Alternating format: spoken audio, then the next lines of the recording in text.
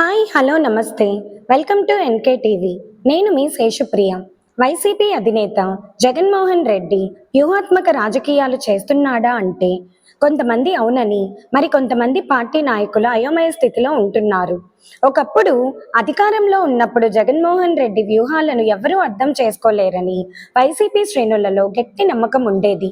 కానీ 2024 అసెంబ్లీ ఎన్నికలలో ఘోర పరాజయం చెందాక ఆ నమ్మకాన్ని ప్రజల్లో నింపలేకపోతున్నారు.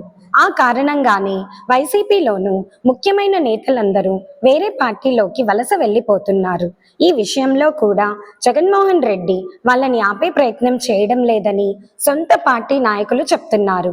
ఎల్లప్పుడూ జగన్మోహన్ రెడ్డి వెన్నంటే ఉండే నాయకులు కూడా వేరే పార్టీలోకి వెళ్ళిపోతుంటే వాళ్ళని ఆపే ప్రయత్నం చేయకపోగా సోషల్ మీడియాలో వారిపైన దాడి తీవ్ర స్థాయిలో జరుగుతూ ఉంది.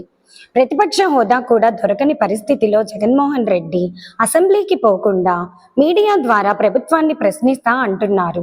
కానీ ఆ వైఖరిని తమ సొంత పార్టీలోనే కొంతమంది నాయకులు వ్యతిరేకిస్తున్నారు. ప్రజల తీర్పును గౌరవించి అసెంబ్లీకి వెళ్ళి అధికార ప్రభుత్వాన్ని ఎండకట్టే ప్రయత్నం చేయాలని, ఇలా మీడియా ద్వారా ప్రభుత్వాన్ని ప్రశ్నించడం సరికాదని చెప్తున్నారు. కానీ అవన్నీ కూడా జగన్మోహన్ రెడ్డి వినడం లేదని కొంతమంది నాయకులు చెప్తున్నారు. ప్రకాశం జిల్లాకి చెందిన ఒక సీనియర్ నేత మాట్లాడుతూ, ప్రస్తుతం అధికార ప్రభుత్వం పైన ప్రజల్లో అంతగా వ్యతిరేకత లేదు, కానీ భవిష్యత్తులో చెప్పలేం. అయినా ఇప్పుడు ప్రభుత్వంలో కొన్ని లోపాలున్నాయి.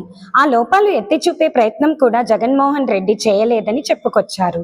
జగన్మోహన్ రెడ్డి తనను తాను తెలంగాణ రాష్ట్ర ప్రతిపక్ష నాయకుడైన కేసీఆర్తో పోల్చుకుంటున్నారు. ఆయన అసెంబ్లీకి రాకుండా మీడియా ద్వారా ప్రభుత్వాన్ని ప్రశ్నిస్తున్నారు. నేను కూడా అదే విధంగా అసెంబ్లీకి రాకుండా మీడియా ద్వారా ప్రభుత్వాన్ని ప్రశ్నిస్తా అంటున్నారు. కానీ అక్కడ రాజకీయం వేరు, ఇక్కడ రాజకీయం వేరని వైసీపీ అధినేత గ్రహించాలి.